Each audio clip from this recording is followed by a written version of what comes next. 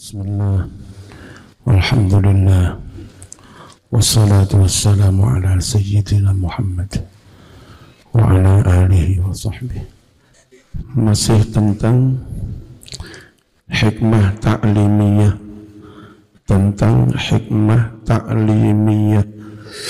mengapa Nabi menikahi wanita banyak. Tarwi meriwayatkan As-Sayyidatu Aisyah, Siti Aisyah radhiyallahu anha, anna imra'atan minal ansar, bahwa ada seorang perempuan sahabat Ansar iku sa'alat takon sapa imra'ah an-nabiyya ing Nabi Muhammad sallallahu alaihi wasallam, takon an ghusliha tentang bagaimana mandinya imra'ah minal mahidi dari haid. Fa'allama mongko mulang sapa Nabi sallallahu alaihi wasallam ha ing imra'ah, mulang kaifa ing halih kepriye tagatasilu adus sapa imra'ah. Thumma qala, banjur dawuh sapa Nabi laha maring imra'ah, khudhi ngalapo sira dik kursatan ing, nek saiki ya apa iku sing diteleh ben gak bocor jenenge apa sing laurir barang lho, apa pampers pembalut. Khudhi ngalapo sira kursatan ing pembalut sumpel, mumassakatan kang den paringi minyak misik wangi. Ayat tegese kitatan sepotong minal qutni dari kain kapas, biha kang iku ono kitah asarutib ono bekase wangi-wangian. Fatatohari sesuci sira dik biha kelawan mengkono-mengkono pembalut softtek ya qalat mengucap sapa imro'ah sing gak genah ae, kaifa hale kepriye carane atau harus sesuci sapa ingsun biha kelawan softtek mau. Qala dawuh sapa Nabi, tato hari sesuci yo dik biar ngai softtek mau, mari atus di softeking lho sik enggak paham ae. Kaifa ya Rasulullah atataharu biha, ngono maneh. Qala dawuh sapa Nabi laha maring imro'ah, subhanallah wong cek bodhone, tato hari sesuci sira biha kelawan itu fursah apa kursah sih? Fa apa kof? Oh, fa. Qalan ngucap sapa as-sayyidatu Aisyah, Siti Aisyah, fajtadabtuha mongko nyeret narik sapa ingsun ing wong wadon mau, min yadiha dari tangane, tak seret ngisi-ngisi ini takon ngono ora paham-paham. Fakultu, terus aku ucapkan, ini lho mbak, lewis mariatus, softek widoi letakkan olehmu ha ing softek mau, fi makani kada wa kada ning tempat iki lu. Besar. Jadi memang butuh peran istri, karena kadang nggak mungkin Nabi menjelaskan sedetailnya ya. Akhirnya digelandang karo Siti Aisyah diterang nih, ini lho, tempel no kene lho. Wa tatabbai lan nilitiyo siro niti-nitiyo pihak kelawan mengkono-mengkono softek asarot jam bekas darah. Fasarrahat Aisyah bisa menjelaskan laha kepada imra'ah bil makani panggonan allazi tadau kang bakal nyeleh sapa imra'ah ha softek mau fihi ing dalam panggonan yakni takni al farja. Aisyah iso padha wedo ngene softek lu tempel no delena sumpel no ning farjimu itu. Lah Nabi sing ngomong ya gak pantes ya. Fakana mongko ana sapa Nabi Muhammad salawatullahi wa salamuhu alaihi iku yastahi isin sapa Nabi isin min misli hadza tasrih dari bervulgar seperti ini berterus terang seperti ini kadang Nabi izin wahakada demikian pula karena ono sobal qalilu sedikit saja aidon minan nisa dari kaum perempuan sedikit kaum perempuan man orang perempuan tastati'u yang mampu antataghallaba ala nafsiha mampu mengatasi dirinya wa ala hayaiha mampu mengatasi sifat malunya. Jarang perempuan sing wani terang-terangan ngono kuwi. Secara umum perempuan pun juga malu.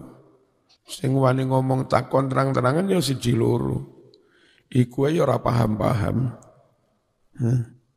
Fatu jahiro lalu perempuan itu berterus terang an-nabiyya kepada Nabi sallallahu alaihi wasallam.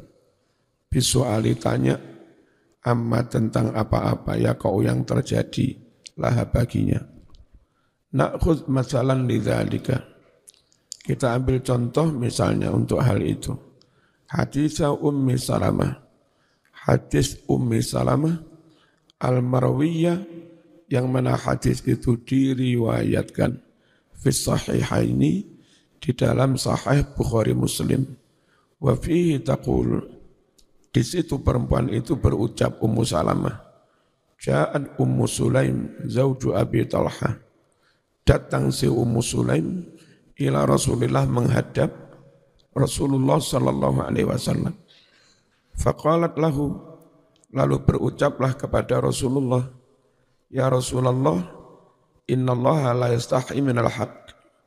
Gusti Allah kan tidak malu kan menjelaskan kebenaran. Hal apakah alal mar'ati wajib atas perempuan min ghusrin mandi jinabat idza hiya ihtalamat jika perempuan itu bermimpi keluar mani faqala laha bersabda kepadanya an-nabiyyu sallallahu alaihi wasallam na'am iya wajib mandi idza ra'atil ma' jika melihat air mani maksudnya. Faqalat mengucap Ummu Salamah, laqad fadahtin nisa, benar-benar kamu mempermalukan kaum perempuan, ngono takokne.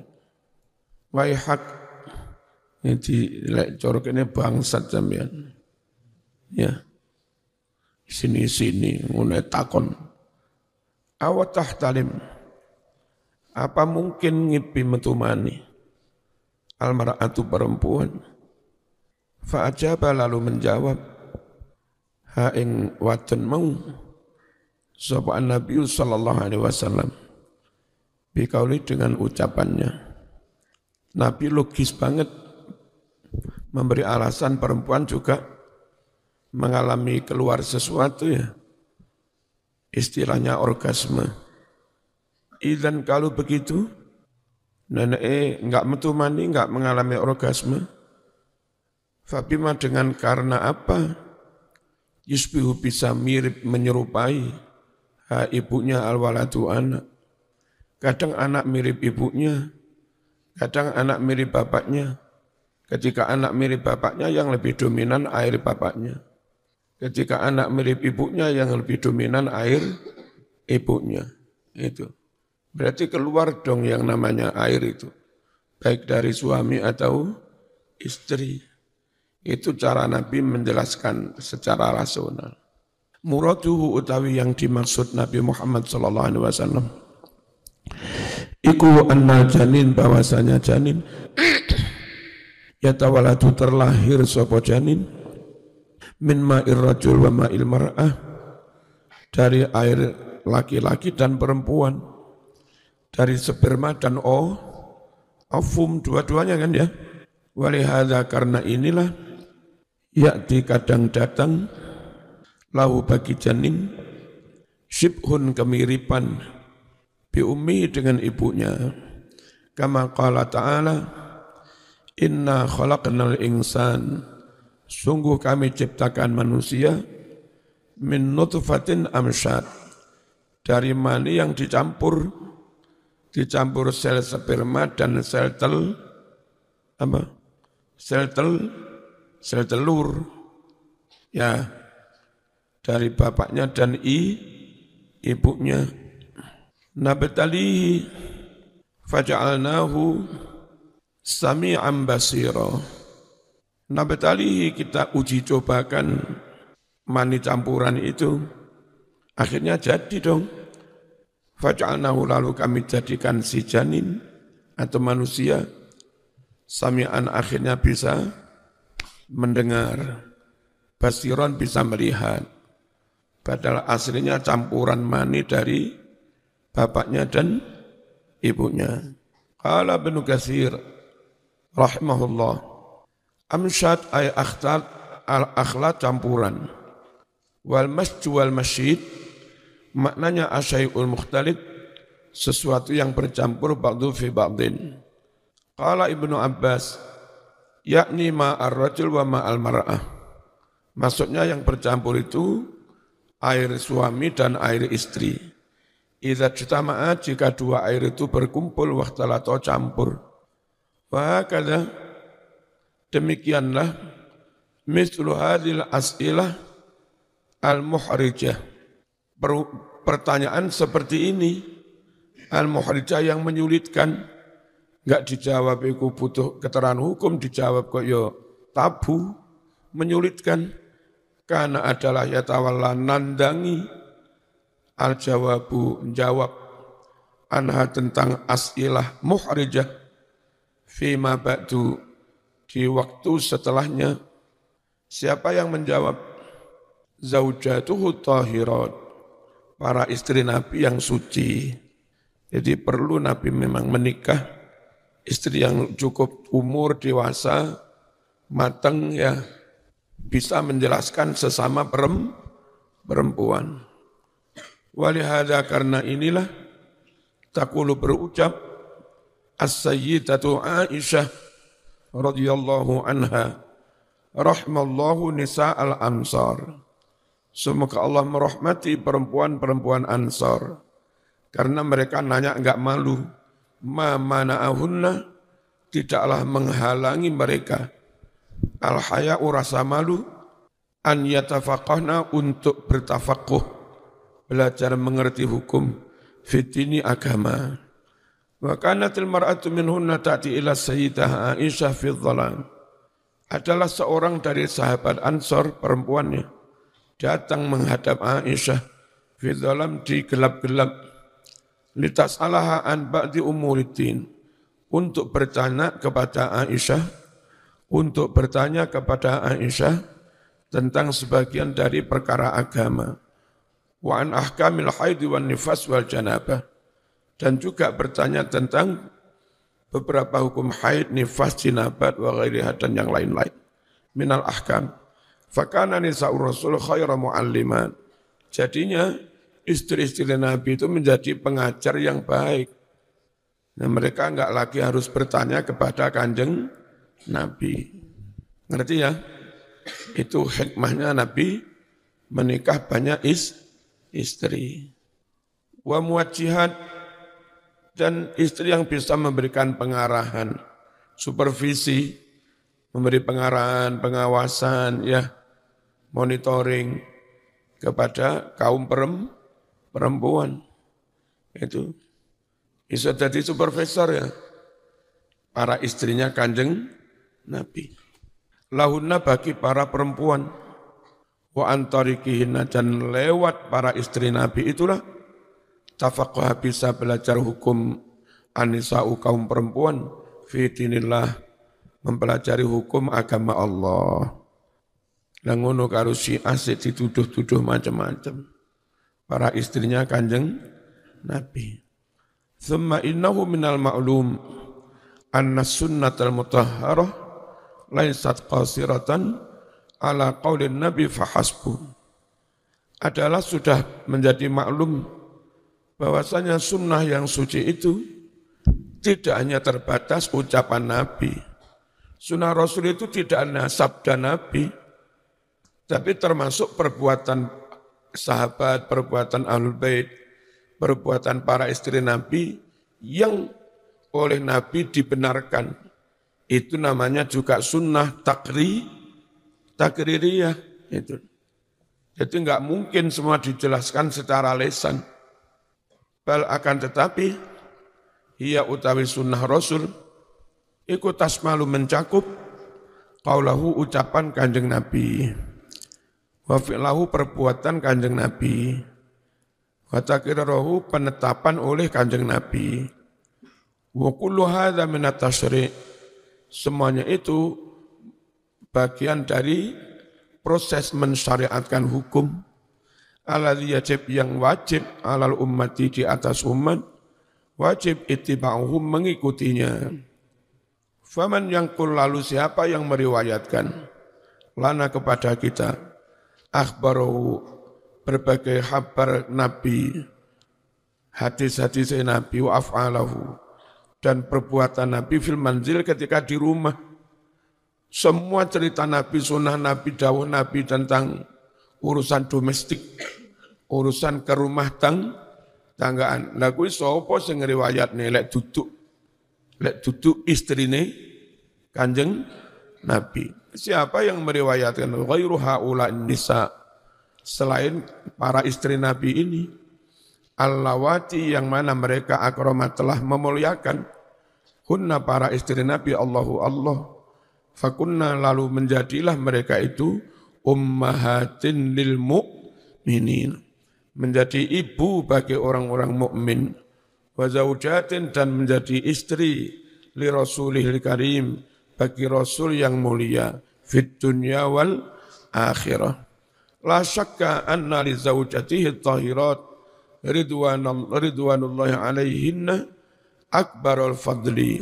Tidaklah diragukan lagi bahwa bagi istri Rasulullah sallallahu alaihi wasallam yang suci itu akbarul fadli ada peran paling besar, jasa paling besar fi naqli jami' ahwali dalam meriwayatkan semua tingkah laku Kanjeng Nabi, wa atwarihi dan fase-fase perjuangan Nabi, wa af'alihi dan semua perbuatan Nabi al-manziliyah yang bersifat domestik, ke rumah tanggaan.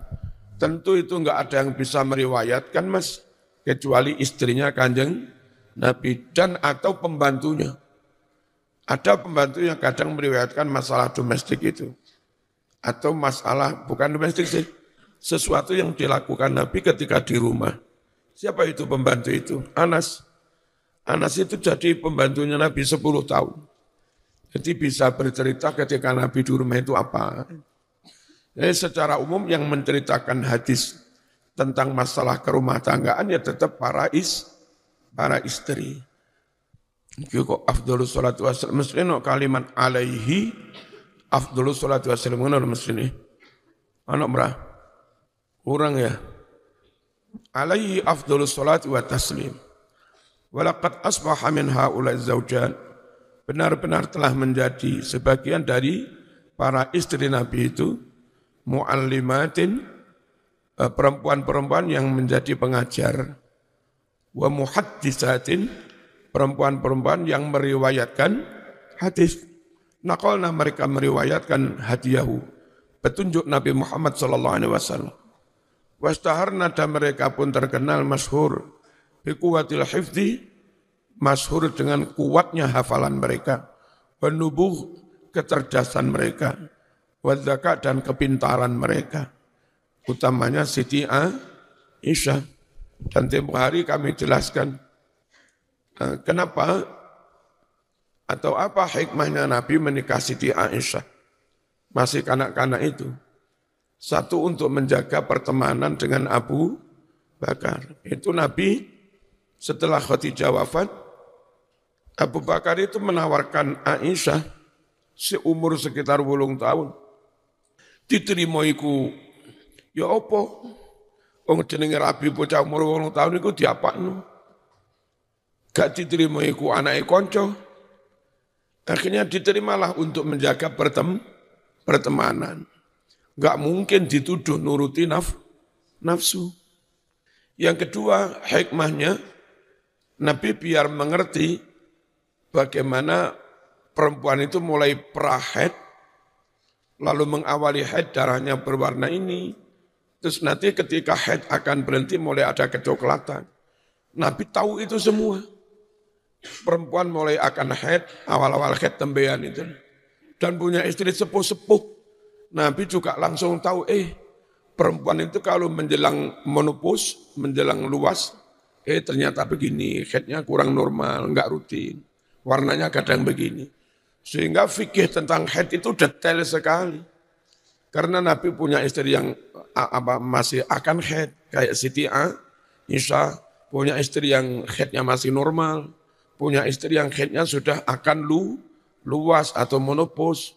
Semuanya bisa dijelaskan secara detail. Andai Nabi enggak menikahi macam-macam perempuan itu, enggak bisa sedetail itu fikih tentang perempuan. Ngerti ya? Itu hikmahnya Nabi menikah perempuan banyak dan dari macam-macam umur ya. Lalu hikmahnya lagi, Nabi bisa mengajarkan tentang Islam sebanyak-banyaknya kepada Aisyah. Dan berharap setelah Nabi wafat, Aisyah itu masih punya kesempatan sekian puluh tahun untuk mengajarkan, menyampaikan ilmu yang selama ini didapat dari Kanjeng Nabi. Kalau istrinya tua semua, Mas, nanti Nabi wafat, jarak 2 tahun istrinya wafat juga. Mantan-mantan istri Nabi itu hanya punya kesempatan sekian tahun untuk mendakwahkan Islam setelah Nabi wafat. Nah, sementara ketika Nabi wafat, Aisyah masih umur sekitar 18. Andai Aisyah umurnya 68 saja, itu setelah Nabi wafat masih punya kesempatan 50 tahun Aisyah itu untuk mengajarkan, menyampaikan Islam. Betapa cerdasnya Nabi. Ya, antisipasi kalau saya mati siapa yang menyambungkan, menyampaikan hukum ini. Khususnya masalah perempuan. Untungnya ada istri yang masih muda gitu loh. Paham? Ojo nuduh yang macam-macam loh. Nabi mau tuduh macam-macam ke orientalis saya. Nah, repotnya kadang teman-teman liberal itu sok wani nyenggol kanjeng Nabi. Kajian-kajian gender ya. Gender apa gender ya? Ini kadang wani ngeritik kanjeng Nabi enggak boleh. Sanian, yang kedua, al-hikmatu tasyri'iyah. Istri banyak, ada hikmahnya menyangkut apa? Hikmah tasyri'iyah. Hikmah menyangkut proses pensyariatan hukum. Kayak tadi tak jelaskan sedikit. Al-Fatihah.